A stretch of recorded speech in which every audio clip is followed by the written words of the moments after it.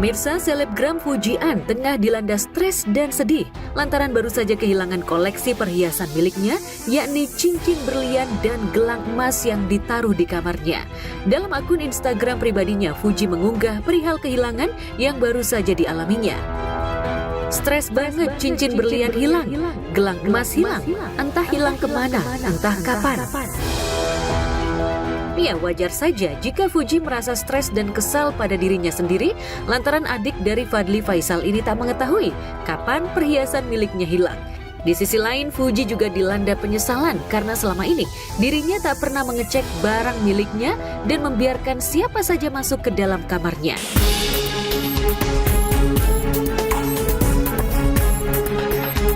Penyesalan Fuji seolah makin menjadi lantaran dirinya tak bisa menuduh atau menduga-duga siapa yang mengambil perhiasannya, lantaran dirinya tak memasang CCTV dan menggunakan brankas untuk menyimpan barang-barangnya. Gak mau nuduh orang karena emang yang masuk keluar kamar aku tuh banyak. Aduh, asli di hati ini ganjel, sedih tapi ya udah, ya Allah Gusti. Meski berat, namun Fuji mencoba mengikhlaskan cincin berlian dan gelang emas miliknya yang hilang dan menganggap musibah yang dialaminya bagian dari ujian yang harus dihadapi jelang ulang tahunnya yang ke-22 tahun pada 3 November mendatang. Sayangnya, Fuji hingga kini masih enggan membeberkan kronologi kehilangan yang dialaminya kepada awak media.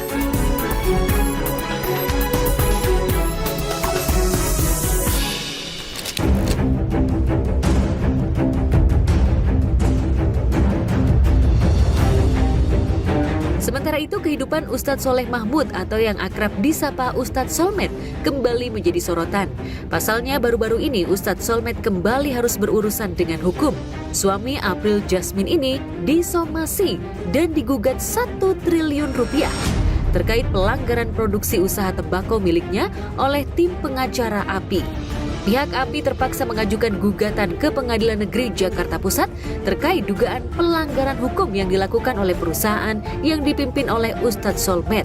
Lantaran Ustadz Solmed mengabaikan somasi yang sudah dikirimkan pihak API pada 10 Oktober lalu. Pada pokoknya yang kami tuntut adalah menghukum Ustadz Solmed untuk membayar ganti kerugian sebesar 100 juta rupiah kepada para penggugat dan ganti kerugian secara tanggung renteng sebesar 1 triliun, membayar uang ganti rugi tersebut kepada negara. Sebenarnya kami sudah melayangkan somasi sebelum mengajukan gugatan pada hari ini, yaitu tanggal 9 September 2024, namun tidak ada jawaban sama sekali. Kami menilai tidak ada iktikat baik, meskipun ketika setelah kami lakukan somasi itu mereka hanya merubah di websitenya. Kemudian kami melakukan somasi kedua, yaitu tanggal 10 Oktober 2024. Lagi dan lagi para penggugat ini mengabaikan dan tidak memberikan kejelasan.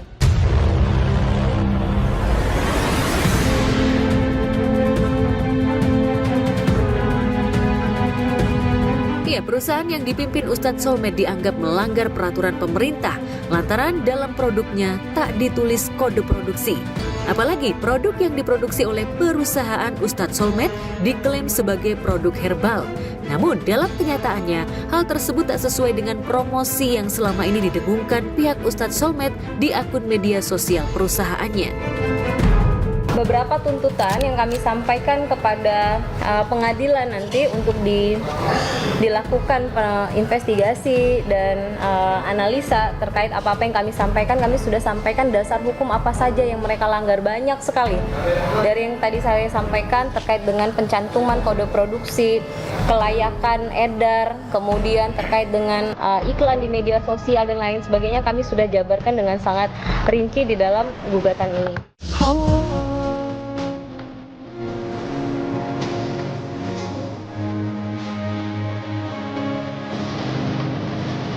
Digugat 1 triliun rupiah. Ustadz Solmed seolah tak mau ambil pusing dan malah memilih menyibukkan diri dengan kegiatan dakwahnya.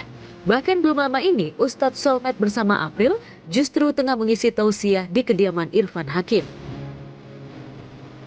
Masya Allah, ini sendiri, Masya Allah, Masya Allah. Spesial AA, Masya Allah. Sehat, A. Selamat ulang tahun AA. Atunun.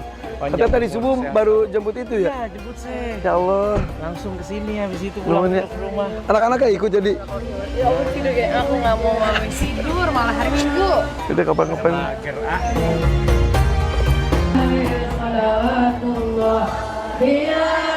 Ya Allah, Bismillahirrahmanirrahim.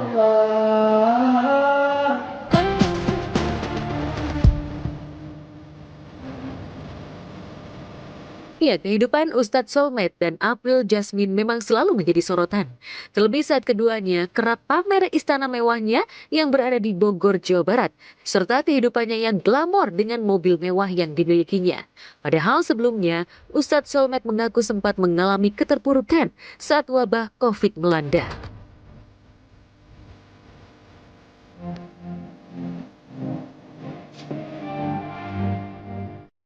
Dan pasca COVID melanda, Ustadz Solmed berusaha bangkit dan mencoba kembali berbisnis.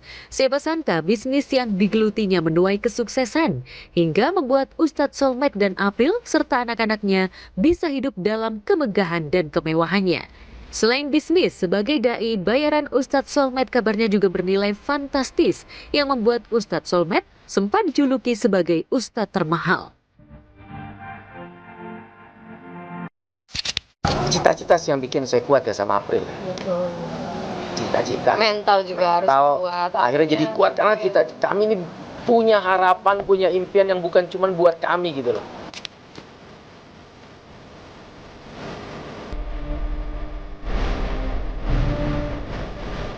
Sudah hidup tenang di istana megah miliknya beberapa waktu lalu, Ustadz Solmed justru secara belak-belakan ingin menjual istana megahnya dengan harga 80 miliar. Hingga mencuatkan isu jika Ustadz Solmed bangkrut yang membuat ayah 3 anak ini terpaksa menjual rumah mewahnya di Bogor. Alhamdulillah kalau dibilang rumah impian siapapun boleh datang. Alhamdulillah, aku selalu bilang sama tamu, udah anggap aja rumah sendiri, mau minta minum, minta makan, minta sama Mbak. Jadi Yang itu dong kalau mau dijual, yang Istana Sin, Bogor. Ya kalau untungnya gede kenapa enggak loh? Pertanyaannya. Itu yang saya mau jual, yang rumah baru ini. kafe juga kalau ada yang Ini kalau ada yang mau juga saya jual. asal nguntungin ya. Cafe Sin Salabim. Kalau mau saya jual juga nih. Itu Istana Sin Bogor. Kalau mau saya jual juga nih. Pertanyaan kenapa dijual, Ustaz? Kalau nguntungin.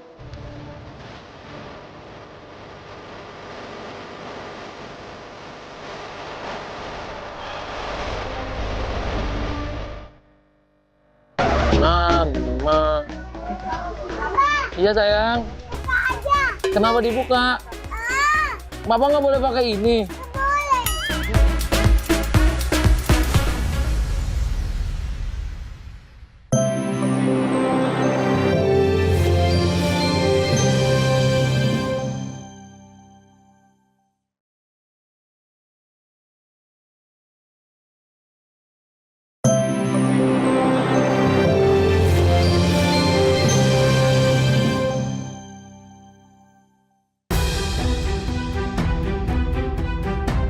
Pemirsa, pernikahan pasangan musisi Rizky Febian dan Mahalini yang dilangsungkan tanggal 10 Mei 2024 lalu mengungkap fakta baru. Hal itu diketahui lantaran tanggal 10 Oktober 2024 telah didaftarkan secara online permohonan isbat nikah atau pengesahan nikah antara Rizky Febian dan Mahalini di Pengadilan Agama Jakarta Selatan atau 5 bulan setelah mereka menikah. Kabar tersebut dikonfirmasi oleh Humas Pengadilan Jakarta Selatan. Itu perkara memang sudah masuk ke Kepanitiaan Pengadilan Agama Jakarta Selatan tertanggal 10 Oktober 2024 ini. Terus agenda persidangannya adalah di tanggal 4 November 2024. Permohonan isbat nikah tersebut dikarenakan pernikahan keduanya belum tercatat secara sah di KUA. Perihal keduanya yang telah memamerkan buku nikah pada momen pernikahan beberapa waktu lalu, Taslima tidak bersedia berkomentar dan hanya bisa memastikan bahwa pernikahan dilaksanakan bukan di KUA, melainkan di tempat tertentu. Jadi gini, pemohon dalam hal ini Rizky Febian ya, Rizky Febian Adriansa dengan Eka Mahalini Ayu Raharja binti I Gede Suraharja itu kan telah menikah. Namun peristiwa pernikahannya itu belum terdaftar di kantor urusan agama, sehingga karena pernikahan itu kan harus ada bukti tertulisnya. Maka pemohon memohon kepada Pengadilan Agama Jakarta Selatan untuk dikabulkan, disahkan pernikahannya gitu. Wallahu a'lam bishawab. Yang jelas ini mereka mengajukan permohonan itu judulnya, kalau orang sudah punya akta nikah kan berarti udah ada bukti tertulisnya. Sedangkan ini dia meminta agar disahkan pernikahannya, berarti kan belum ada bukti tertulisnya. Rizky Febian dan Mahalini akan menjalani sidang perdana pada 4 November mendatang. Jika isbat nikah tersebut dikabulkan, maka penetapan Pengadilan Agama akan menjadi syarat terbitnya akta nikah atau buku nikah. Pasangan suami istri ini kemudian diwajibkan untuk hadir dalam sidang isbat tersebut. Karena yang bersangkutan kan yang mohon, kan diperiksa pemohon 1, pemohon 2. Bener nggak sih pemohon 1-nya nama yang tersebut? Bener nggak pemohon 2 namanya orangnya itu? Itu. Sejalan dengan permohonan isbat yang diajukan, publik juga jadi bertanya-tanya perihal keabsahan pernikahan Mahalini dan Rizky.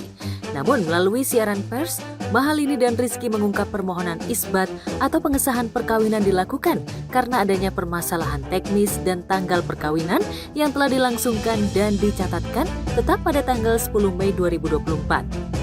Dari siaran persnya, Rizky dan Mahalini juga mengungkap permohonan isbat merupakan hal yang wajar dan biasa dilakukan dalam proses pernikahan jika terjadi hambatan teknis dalam proses administrasi pernikahan.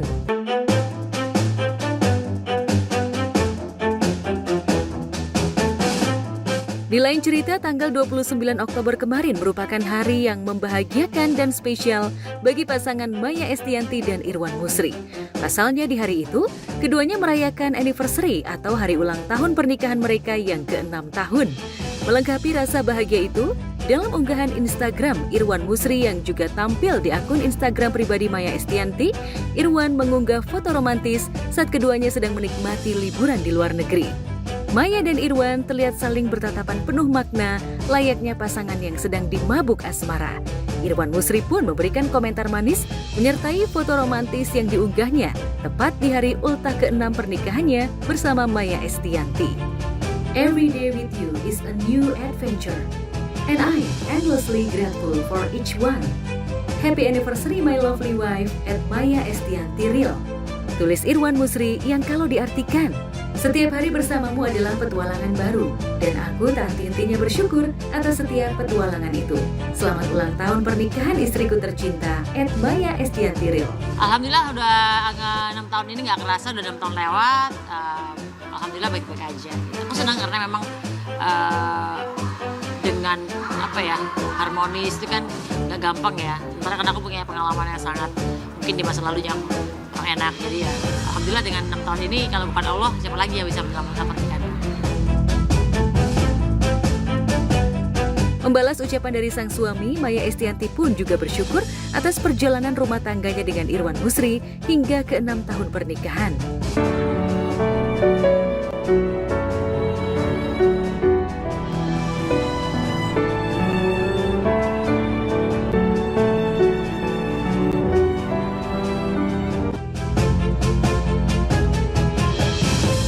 Sementara itu, kebahagiaan pasangan Maya Estianty dan Irwan Musri berbanding terbalik dengan kehidupan Amar Zoni. Ia kini harus mendekam di penjara imbas kasus narkoba. Dia juga telah bercerai dengan Irish Bella. Bahkan Irish Bella kini sudah menikah lagi dengan pengusaha kaya raya bernama Haldi Sabri. Di tengah kabar tersebut, kondisi Amar Zoni dikabarkan mengalami stres dan tertekan batinnya. Benarkah demikian? Ya, tadi jenguk Amar dan surprise banget Amar tuh kondisinya sangat amat baik, seger banget, badannya juga lebih sehat, kemudian ganteng, masih ganteng. Turut berbahagia dengan pernikahan mantan istrinya. Jadi yang kalau dibilang Amar galau, sedih, dia tadi sampai bilang enggak kok, aku alhamdulillah gue sangat ikut bahagia, sudah sangat ikhlas karena dia tahu yang mungkin itu yang terbaik buat mantan istrinya. Ahmad Zoni sendiri masih belum bisa berbicara secara bebas kepada publik karena masih dalam masa hukuman akibat kasus narkoba yang menjeratnya pada akhir tahun 2023 lalu. Namun, ada kabar baik dari kakak Aditya Zoni itu yang bertekad menjadi pribadi yang jauh lebih baik daripada sebelumnya.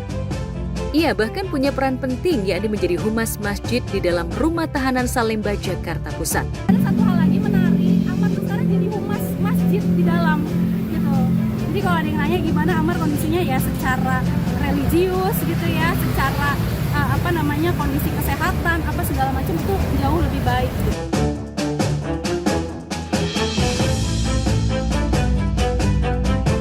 Mencoba untuk tidak terpuruk atas kabar pernikahan sang mantan istri, Ahmad Zoni pun tampaknya mencoba untuk melanjutkan hidupnya. Kondisinya di dalam rumah tahanan atau rutan disebut membaik. Hal ini lantas menjadi pertanda bahwa secara religius Ahmad Zoni ada perkembangan untuk jadi lebih baik lagi. Karena saya masih berkabar, saya handle Aditya Zoni dan Panji Zoni untuk brand maupun sinetron. Jadi pastinya kami sering diskusi tentang Amar dan juga diskusi dengan Om John selaku kuasa hukum Amar. Jadi komunikasi cukup intens ya. Mengenai Instagram itu, Instagram tersebut udah laku terjual di tahun lalu ya, atau awal tahun ini atau akhir tahun lalu lah. Jadi memang benar udah dijual dan lakunya itu memang nggak sefantastis yang diberitakan. Di bawah 1 lah. Dia memang di saat itu dia lagi butuh cash flow ya. Di dalam penjara itu dia nggak ada biaya hidup, dia butuh itu. Akhirnya dijual.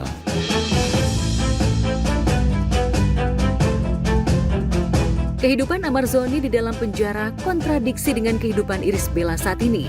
Baru seminggu menikah dengan Haldi Sabri, Bella hidup bahagia dengan kehidupan barunya yang berlimpah materi. Bella pun kerap mengunggah gaya hidup mewah di sosial media. Tak hanya itu, meski baru menikah, tapi kehangatan dan kemesraan Iris Bella dengan suami barunya bikin netizen baper. Terbaru, Bella cukup dekat dengan 2 putri Haldi Sabri yang beranjak remaja.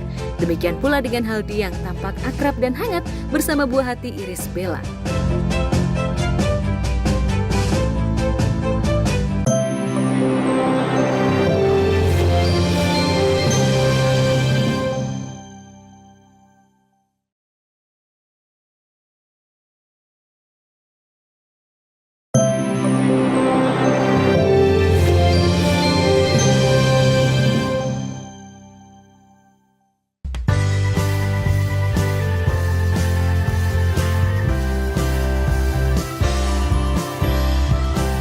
Pemirsa, kehadiran Princess Air membuat hidup Syahrini semakin berwarna. Ia begitu menikmati perannya sebagai ibu sekaligus istri nan berbakti pada suami. Pemandangan bahagia itu terlihat ketika Syahrini mengajak Princess Air jalan-jalan di pusat perbelanjaan. Istri Reno itu terlihat menikmati perannya sebagai ibu bagi Princess Air, namun tetap tak mengesampingkan penampilannya yang cetar membahana.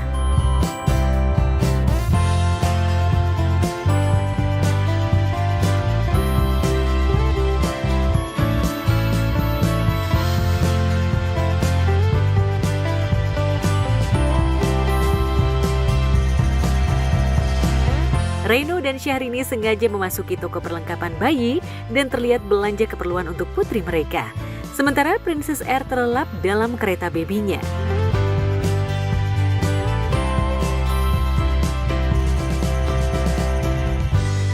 Tak hanya Princess Air yang jadi anak sultan selebriti.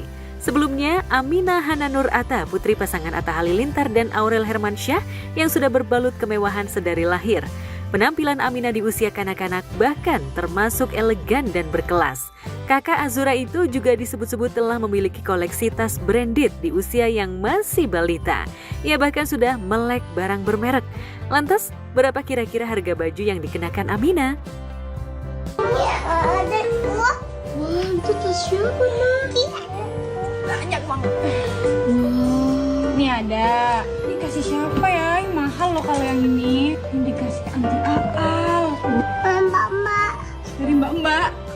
Ini semua tas Aminah. Iya loh. Kecil. Yang kecil, mau yang kecil. Udah? Udah. Bling-bling. Pinter bling-bling. Ini mau pakai yang hitam apa yang ungu? Mama pakai tas. Menceng. Mama, ada lah asa ya Allah. Ya Allah, ya Allah, ya Allah. Selamat. Ya Allah, ya Allah. Masya Allah. Mau pakai apa? Mau pakai heels. Mama. Ya. Nggak kelihatan, kakak harus maju sampai depan mama. Ya Allah. Tinggi banget, San. Jalan cimit-cimit. Ya ampun. Ya ampun. 1, 2, Amina lihat mama.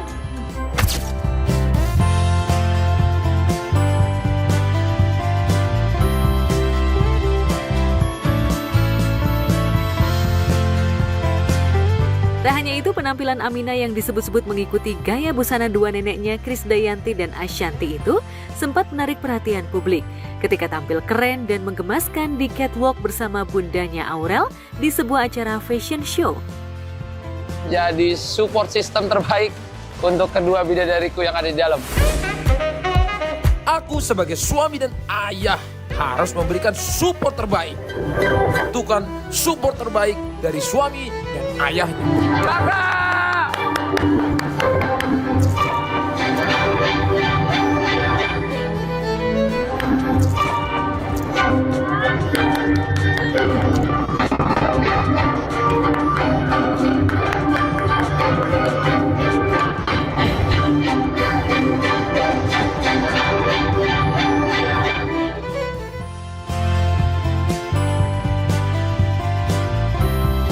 Atta Halilintar bahkan kagum dengan keberanian putrinya berjalan di catwalk dengan busana bernuansa hitam putih. Dan bukan hanya gaya busana, Amina juga sudah melek kamera. Sehingga ketika menjalani sesi pemotretan, ia pun gak kalah gaya dengan kedua orang tuanya. Kakak pintar. Keren. Makasih, Papa. Aduh. Emang. Iya.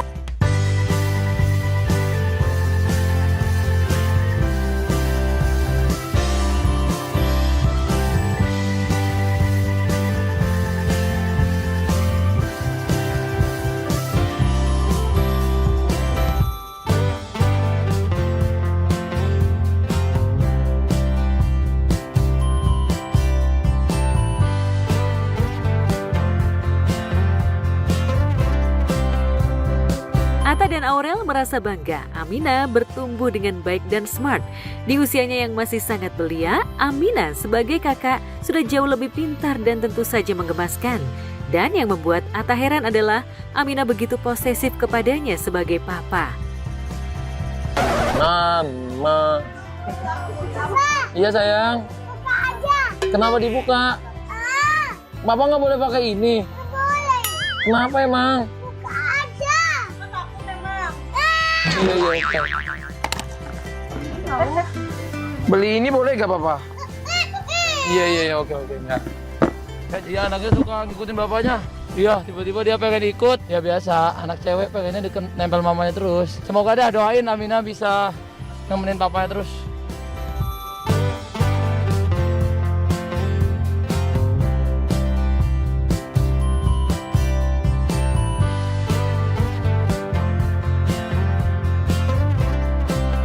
Sementara itu, kedekatan Nia Ramadhani dan anak-anaknya terlihat begitu nyata. Bahkan seringkali disebut kedekatan mereka layaknya kakak beradik. Istri Ardi Bakri itu menyadari jika anak-anaknya telah bermandikan kemewahan sejak lahir. Itu sebabnya sebagai ibu, Nia tak sungkan mengajarkan kesederhanaan hidup pada anak-anaknya. Nia bahkan mencontohkannya dengan tidak selalu tampil glamor. Nia bahkan tak sungkan mengenakan sandal jepit. Akan memilih nyaman kan ya, sandal jepit itu pasti semua orang setuju kalau sandal jepit itu nyaman. Tapi kalau menurut aku sandal jepit yang seperti sekarang aku pakai ini adalah nyaman tapi juga stylish dan juga statement karena kolaborasinya juga sama gentlewoman menurut aku sih.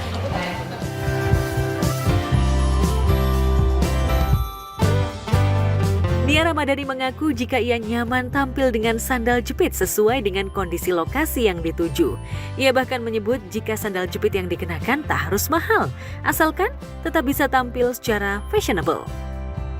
Murah atau mahal itu kan relevan buat tiap orang berbeda-beda. Kita mix and match sih gitu. sebenarnya semuanya bisa dipadu-padankan. Investasi di badan itu bukan masalah penampilan ya, tapi kesehatan gitu. Nia tak ingin banyak bicara ketika disinggung soal bagaimana gaya parentingnya. Sebab ia menyadari setiap orang tua memiliki cara parenting sendiri sesuai dengan pertumbuhan anak dan situasi di kediaman masing-masing. Itu juga bukan sesuatu yang spesial dari aku karena aku yakin semua ibu juga pasti mengajarkan itu. Karena itu juga dasar dari parenting ya gitu kan.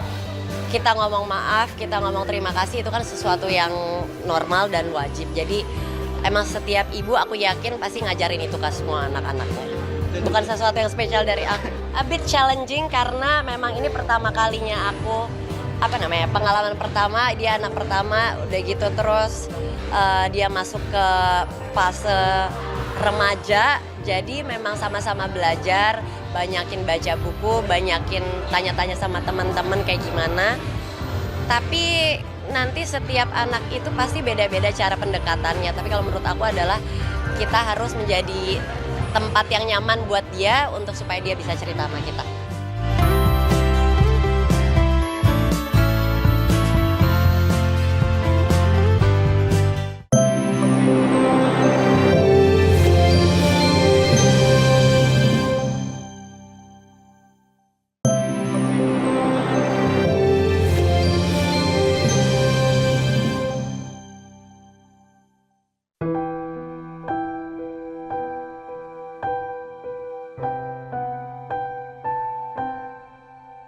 Presenter dan YouTuber yang kini menjadi anggota DPR, Surya Utama alias Uya Kuya tengah berduka. Nararya Sutrasno, ayah Uya, meninggal dunia pada Rabu 30 Oktober 2024 sekitar pukul 10 pagi akibat komplikasi penyakit yang sudah lama dideritanya. Saat menyambangi Uya di Amerika Serikat Januari lalu, Nararya Sutrasno sempat mengalami serangan jantung hingga harus pasang 4 ring jantung saat berobat di negeri Paman Sam itu. Siapa sangka pemasangan ring jantung itu mempengaruhi fungsi ginjal Nararya, sehingga opat cinta dan Ninokuya itu harus cuci darah seminggu 3 kali. Saat kembali ke Jakarta bersama Uya dan Astrid Margareta menantunya, kondisi Nararya sedikit membaik, sehingga periode cuci darahnya berkurang menjadi 2 kali seminggu. Lalu benarkah menjelang kematiannya, Nararya mengalami serangan jantung dan gagal ginjal berbarengan? Almarhum sempat kena serangan jantung di Amerika pada saat itu sudah dipasang 4 ring, sudah sembuh lah. Nah, cuman beliau ini kan sekarang cuci darah setiap seminggu 2 kali, itu juga nggak masalah, sehat kok. Nah, hari 3 sebulan terakhir itu mengeluh punggungnya sakit, dipikir saraf kejepit, kita MRI segala macam, terus disurigai katanya mungkin aja ada penyebaran sel kanker, tapi diperiksa darah tidak spesifik arah situ. Nah, hari ini harusnya ada jadwal ke Darmais untuk cek dan juga dimintain untuk keterangan bahwa akan di PET scan. Cuma pas bangun tidur pas udah siap-siap mau pergi ke situ, tiba-tiba kata ibu saya tadi dia mengeluh sesak napas. Tiba-tiba ibu saya teriak udah sesak napas sekali, terus kakak saya dari kantor pulang tapi kayaknya meninggalnya pas di rumah, jadi pas mau dibawa di mobil udah nggak ada.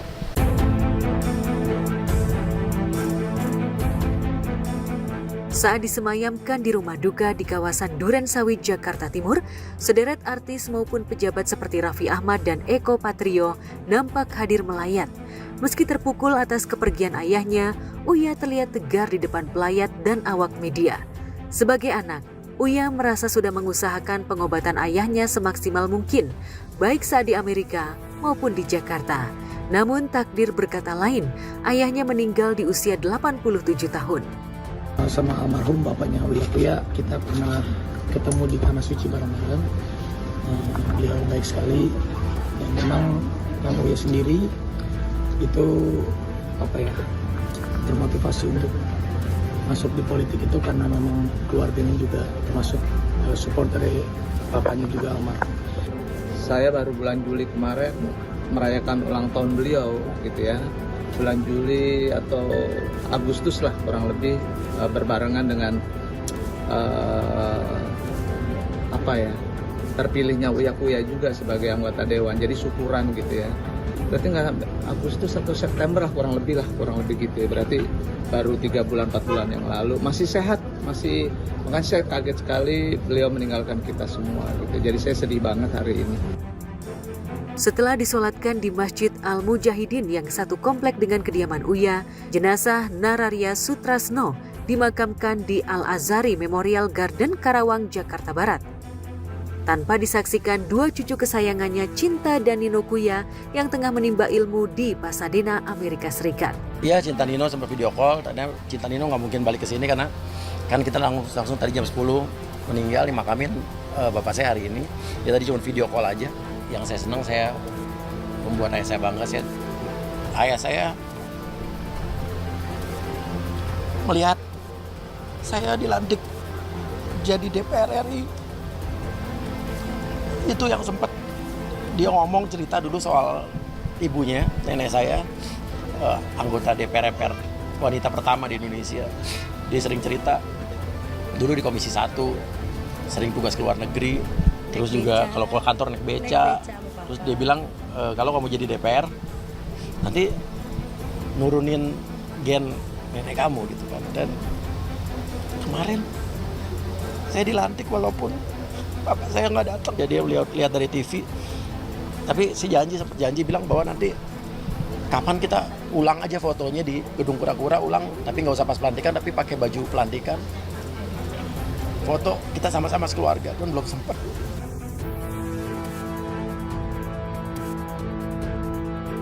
Semasa hidup, Nararia Sutrasno dikenal sebagai pribadi yang ramah dan bijaksana. Uya banyak belajar kedisiplinan dan nilai-nilai budi pekerti dari almarhum yang merupakan seorang pendidik. Ada satu hal yang saya akan selesaikan. Ayah saya cerita tahun lalu bahwa dia masih punya persoalan tanah yang dikuasai oleh developer. Dia punya tanah, nggak gede sih, di Desa Bedahan, Sawangan. Tanahnya tiba-tiba yang punya sertifikat milik sudah berdiri developer real estate. Jadi saya janji ini kan saya selesaikan mafia tanah di Desa Bedahan itu. Termasuk orang-orang aparat desa yang dulu terlibat, saya akan sikat. Sekali lagi untuk Kang Uya, sekeluarga, Mbak Aswid, turut berduka cita sedalam-dalamnya. Semoga almarhum diterima di sisi Allah Subhanahu wa taala, diampuni semua dosanya, dan juga keluarga diberi ketebahan.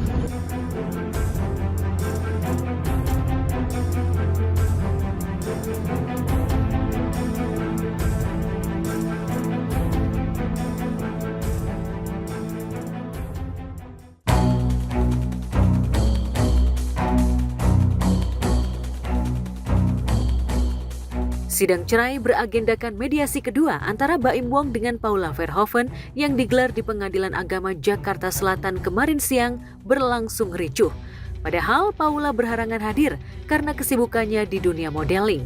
Namun, pengacara Alfon Kurnia Palma yang mewakili Paula menyatakan bahwa kliennya tidak sepakat dengan permintaan pihak Baim yang menginginkan sidang cerai berikutnya digelar secara terbuka. Baim yang ingin menjalani sidang tatap muka cukup kecewa dengan putusan majelis hakim yang terkesan mengabulkan keinginan pihak Paula dengan memutuskan sidang berikutnya digelar secara e-court. Karena sempat bersitegang di depan majelis hakim, sidang cerai Baim dan Paula sempat diskors.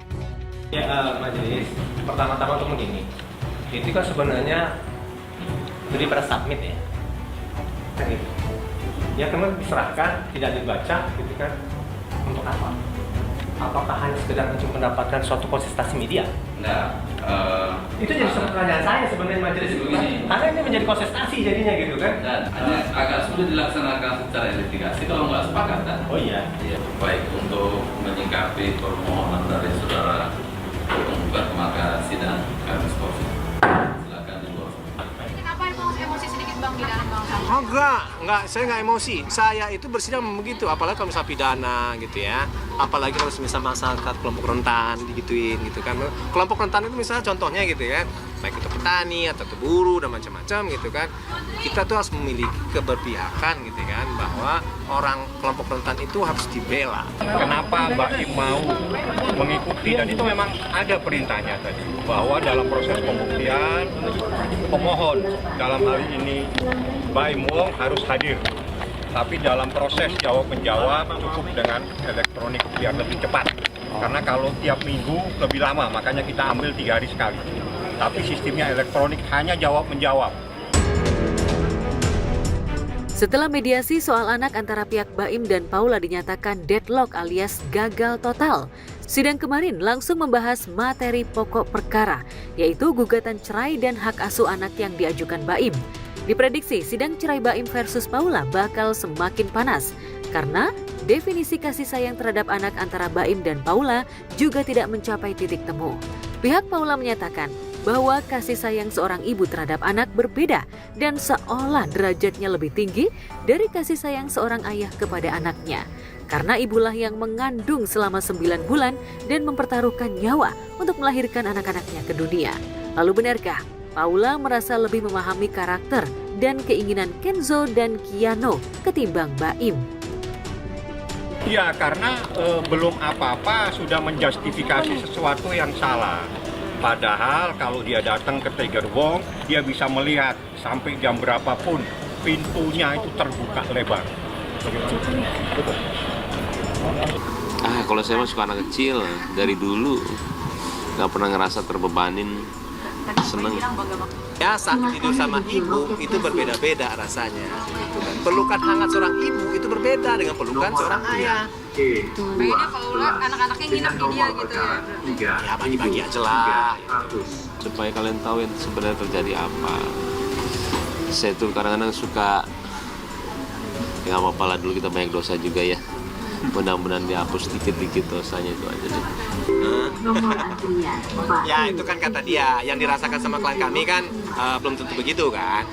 Jadi omongin semua itu serem lah saya, tapi nggak bisa bilang Ini apa yang dibilang Baim itu sesuai sama yang dijalankan Paula gitu ya? Saya nggak bisa bilang begitu. Itu yang merasakan itu oleh klien kami. Jangan bilang ini mengambil anak. Nggak ada yang ngambil anak. Bener-bener kayaknya dia udah tahu kok. Saya nggak pernah seperti itu sama sekali. Sampai sekarang anak-anak pun tahu.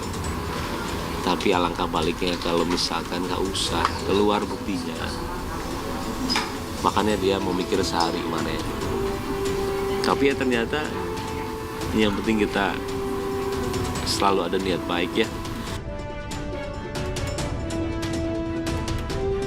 Sementara itu di Pengadilan Agama Jakarta Pusat, sidang cerai antara Kimberly Ryder dan Edward Akbar berlangsung cukup tertib, tak sepanas sidang sebelumnya. Dalam sidang yang beragendakan mendengarkan keterangan saksi tambahan dari pihak Edward, majelis hakim melakukan video call dengan saksi. Karena saksi yang merupakan kakak sepupu Edward berada di Bali dan berhalangan ke Jakarta. Penambahan saksi dari tergugat yang sebenarnya ada di Bali, jadi semuanya lewat live dari PA Tabanan. Conference call gitulah. Keterangan sepupu Edward itu sekaligus membantah kesaksian ibu sambung Kimberly yang bersama ayah kandung Kimberly mengetahui aksi penyekapan yang diduga dilakukan Edward. Kimberly mengklaim bahwa ibu sambung dan ayah kandungnya Nigel Ryder mengetahui dirinya dikunci di dalam rumah oleh Edward. Namun, Edward seolah menafikan status ibu sambung Kimberly dengan menyatakan bahwa ibu sambung Kimberly adalah orang lain yang turut mencampuri konflik rumah tangganya dengan Kimberly.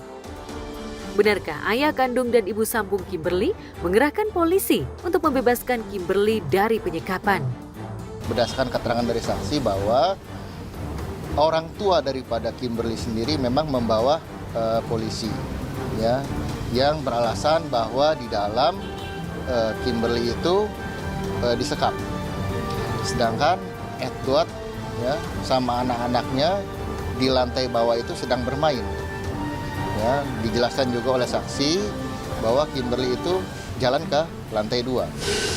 Tiba-tiba ya dilakukanlah penerobosan rumah yang dilakukan oleh orang tuanya Kimberly, yaitu saudara siapa tadi ayahnya? N. Ya, saudara N.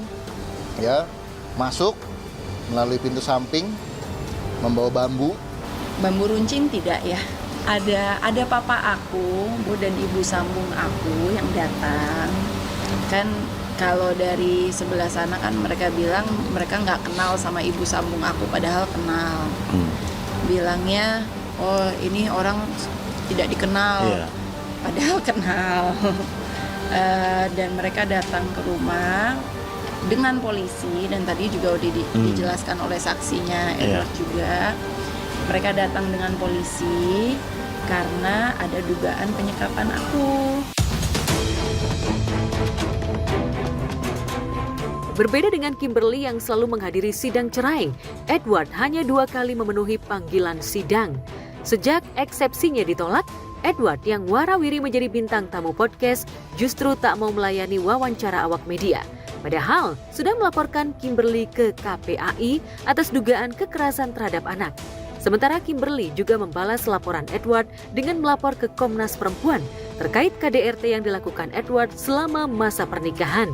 Pihak Kimberly masih menunggu itikat baik Edward untuk menyelesaikan konflik pernikahan secara baik-baik dengan saling cabut laporan.